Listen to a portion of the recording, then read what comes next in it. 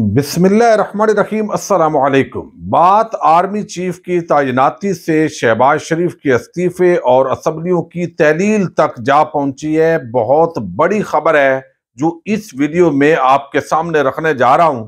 Army chief की तैनाती के हवाले से आज 3 बड़ों की तवील मुलाकात हुई है, लेकिन इसमें एक चौथा शख्स भी मौजूद था। ये शख्स कौन था और क्यों था? शहबाज शरीफ को बैरून मुल्क रवानगी से क्या रोक दिया गया है? ये खबर भी इस वक्त जेरे गर्दिश है। इसके पीछे असल कहानी क्या है, इसी से हम आज की वीडियो का आगाज करने जा रहे हैं। शहबाज शरीफ ने तुर्किया रवाना होना है और ये 2 दिन का विजिट है, 24 से 26 नवंबर तक। लेकिन अब चूंकि आर्मी चीफ की तैनाती की समरी पर दस्तखत नहीं हुए और अभी तक GHQ से डोजियर नहीं आया और वजारत दफा से जो समरी है वो ऐवान वजीर आजम के अंदर नहीं पहुंची, तो हालात बेयकीनी का शिकार है। और अब यह बताया जा रहा है कि शहबाज शरीफ जो है उनका तुर्किया का दौरा खतरे में पड़ गया है। और उसकी बुनियादी वजह यह है कि नवाज शरीफ ने 2016 के अंदर जब army chief general Qamar Javed Bajwa को आर्मी चीफ के तौर पर तैनात किया था, तो उस वक्त भी बेयकीनी की कैफियत थी। तो वो ताजिकिस्तान के दौरे पर रवाना हो गए थे समरी पर दस्तखत करने के बाद। यानी जब वो वहां पहुंचे तो पीछे से जो समरी है वो मीडिया को जारी कर दी गई और उस पर जो एक स्टोरी है वो सामने आई। और बिल आखिर जो जनरल कमर जावेद बाजवा है उन्होंने 6 साल का अपना जो टन्योर है वो मुकम्मल किया है। इस वक्त हालात ये हैं कि आज भी जो है वो यहाँ रवानगी के हवाले से, बल्कि मैं आपको बता दूं कि मुतदाद दावे आ रहे हैं। दायरा वजीर आजम जो है वो एक बड़ी पावर होता है और वो पावर आइन और कानून उनको देता है और होनी चाहिए। सियासी मुखालफत नुक्ता नजर जो है उसके अंदर इख्तलाफ अपनी जगह है, लेकिन सीनियर साफी हैं फखरुर रहमान साहब, वो कहते हैं कि sources claim PM Shahbaz Sharif visit to Turkiye in doldrums, यानी वो उदासी के अंदर, वो जो बेयकीनी की कैफियत है, उदासी के माहौल के अंदर वो तुर्किया का विजिट कर रहे हैं और वो फरार होना चाहते थे लेकिन उनको रोक दिया गया है। फिनिश द जॉब फर्स्ट, पहले ये काम खत्म करें यानी आर्मी चीफ की तैनाती का, फिर आप जाएं। और इसहाक डार ये मुबैना तौर पर वो कहते हैं कि जो army chief general Qamar Javed Bajwa के खानदान के जो असासा जात के मामलात हैं और जो वहां पर टैक्स के हवाले से जो सारा डाटा था वो इसहाक डार ने लीक किया FBR के एक शख्स के जरिए, और वो मरियम नवाज को पहुंचा और एक सहाफी को पहुंचा यानी अहमद नूरानी को। ये कहते हैं कि ये सोर्सेज क्लेम कर रहे हैं। बहरहाल इस पूरे मामले के अंदर शहबाज शरीफ जो है वो बजाय इसके कि पहले दस्तखत करके और खुद तुर्किया रवाना हो जाए, तो वो चाहते हैं कि यही पर मामलात जो है वो क्लोज हों। आज भी जो है वो मीडिया ने रिपोर्ट किया है, बल्कि सीनियर सहाफियों ने बताया कि वजीर आजम हाउस के अंदर 3 बड़ों की मुलाकात हुई है। ये मुलाकात जो है ज़ाहिर है वजीर आजम, उनके साथ जो है वजीर दिफा ख्वाजा आसिफ, उनका बराह रास्त इसके साथ ताल्लुक बनता है। और तीसरी जो शख्सियत है वो मुबैना तौर पर army chief general Qamar Javed Bajwa थे, जो नई अपॉइंटमेंट है उसके हवाले से सलाह मशवरा करना था। लेकिन एक चौथी शख्सियत भी इसके अंदर मौजूद थी जो इस पूरी समरी से रेलेवेंट नहीं है, और चौथी शख्सियत का नाम है मलक अहमद खान। जो ऑपरेशन रजीम चेंज हुआ उसके साथ भी देखा जाता है कि मलक अहमद खान जो है उनका किरदार बहुत ज्यादा बयान किया जाता है। क्योंकि जनरल बाजवा साहब मुबैना तौर पर उनको अपना भतीजा समझते हैं, तो अब जब भी सुलह सफाई का माहौल पैदा करना हो, मामलात को बेहतर करना हो, मामलात फंस जाएं एस्टेब्लिशमेंट और हुकूमत के मबैन, तो मलक अहमद खान का जो किरदार है वो उस दौरान बढ़ जाता है। तो अब मलक अहमद खान का वहां उस इजलास के अंदर शरीक होना यह जाहिर करता है कि सब अच्छा नहीं है, बल्कि मामलात खराब हो रहे हैं। और जो मुश्तरका जो मामलात कुछ तय हुए थे, और अब तो कहा जा रहा है कि इस एक तैनाती के लिए तो इतनी मुल्क की मईशत की बर्बादी की, इतना कुछ किया, तो अगर ये भी मर्जी के साथ नहीं करना तो और क्या करना है भाई? आप नैब तरमीम के जरिए अपने केसेस माफ करवा चुके हैं। आज भी इसहाक डार जो है वो मेरिट पर बरी नहीं हुआ, बल्कि नैब के जो ऑर्डिनेंस है उसके अंदर जो तरमीम हुई है उससे फायदा उठाया है कि अब चूंकि नैब कानून के मुताबिक पूछ नहीं सकता, लिहाजा इसहाक डार जो है उसको बरी किया जाता है। लेकिन मैं आपको बताऊं, जी आर्मी चीफ की जो तैनाती है ये तो आज हो जाएगी, कल हो जाएगी, 2 दिन बाद हो जाएगी।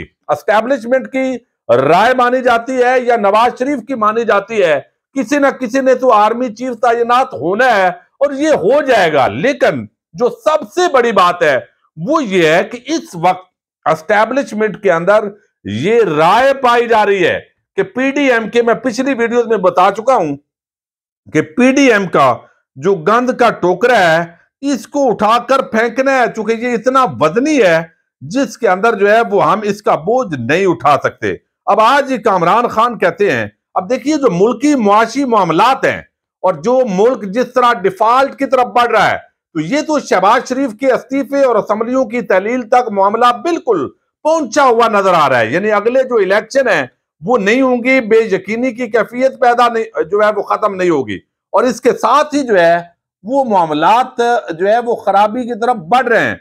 अब इसके अंदर मैं आपको बताऊं कि अभी कामरान खान ने तो कहा कि इसहाक डार ने 200 रुपए पर डॉलर का ख्वाब दिखाया और आज 223 रुपए की मसनूई सतह भी नाकाम। डॉलर ओपन मार्केट में 250 रुपए का है, हवाला मार्केट में 265 का दस्तयाब नहीं है और हुंडी हवाला अरूज पर है।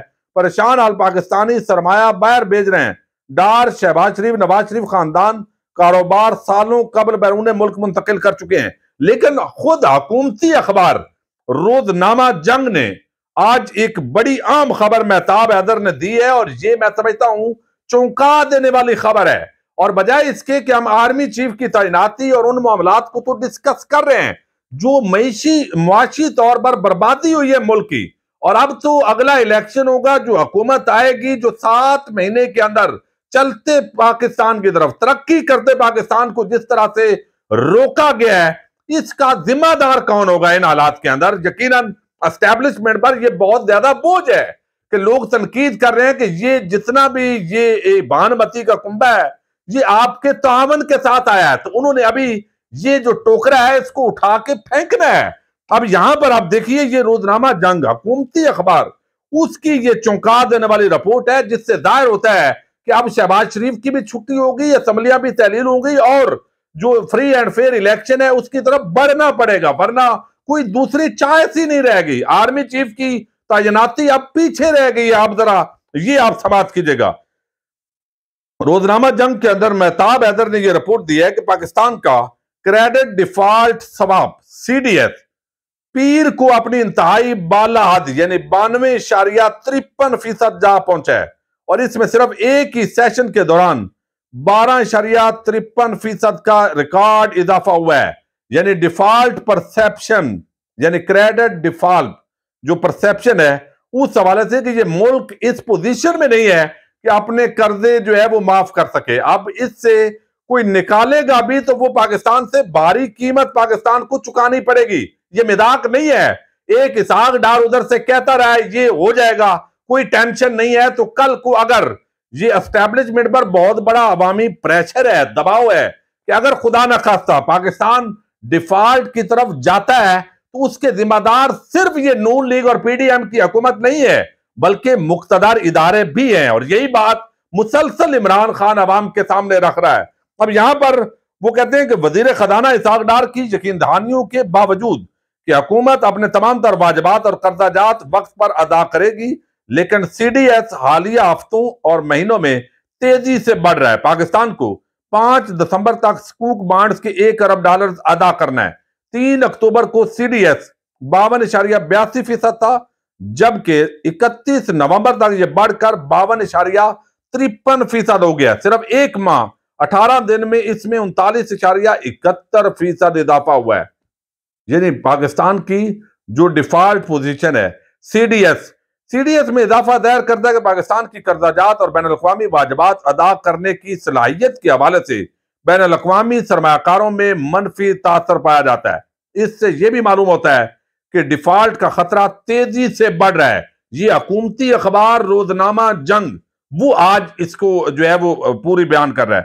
सरकारी हलकों से बातचीत के बाद मालूम होता है कि मैक्रो इकोनॉमिक बुनियादी इशारियों को देखते हुए इंटरनेशनल बॉन्ड्स के सरमायाकारों में खराब होते तासर की वजूहात क्या हो सकती हैं। वजीर खजाना इसहाक डार का कहना है कि जारी खातों का खसारा यानी current account deficit 400 million dollar तक रहने का इम्कान है, लेकिन ये बढ़कर 567 मिलियन डॉलर हो चुका है। यानी इसहाक डार ने जो भी दावा किया है, वो डॉलर के हवाले से हो, स्कूक बॉन्ड्स के हवाले से हो, वो कर्जों के हवाले से हो, वो तमाम झूठ साबित हो रहा है।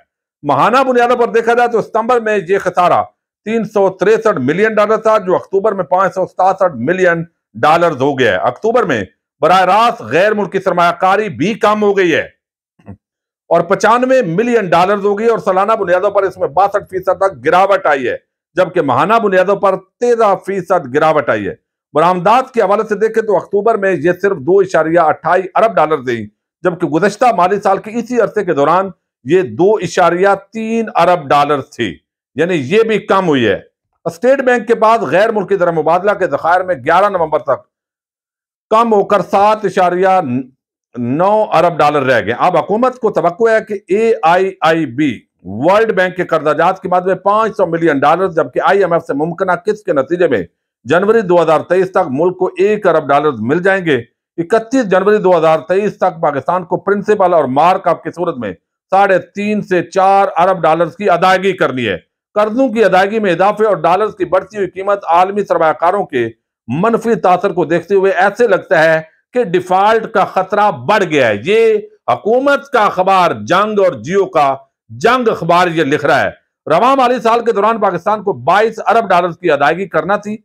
इब्तदाई 4 माह जुलाई से अक्टूबर के दौरान पाकिस्तान सिर्फ $4.25 अरब ही जमा कर पाया, जबकि हदफ $22.81 अरब था। तो अब जिस तरह मुआशी बर्बादी हो गई है, और ये वो मामला है जिस पर शायद जब मुल्क इन हालात में जाते हैं तो अपने मफादात तो देख रहे हैं सब, वो एस्टैब्लिशमेंट हो, वो सियासी हुकूमती इत्तेहाद हो, लेकिन अगर खुदा न खास्ता या तो इस पर मुतमईन करें, सिर्फ बात करने से नहीं है, कोई मसला नहीं है ये कह देना, कल को आप कहेंगे जी मैंने तो उस पैराए के अंदर बात की थी, आपके तो सरमाया बाहर है, औलाद बाहर है, हुकूमत करने के लिए डार और शरीफ खानदान और ये यहां पर आते हैं, कल को आप कहेंगे जी मैंने इसलिए ये बात की थी। और जो उस वक्त इसहाक डार की आमद के साथ वो तमाम वजीफा खोर तबका मलामतिया के हट धर्म वो जो साफी हैं उनको भी ज़हन में रखिएगा, पाकिस्तान को इस डिफॉल्ट तक ले जाने में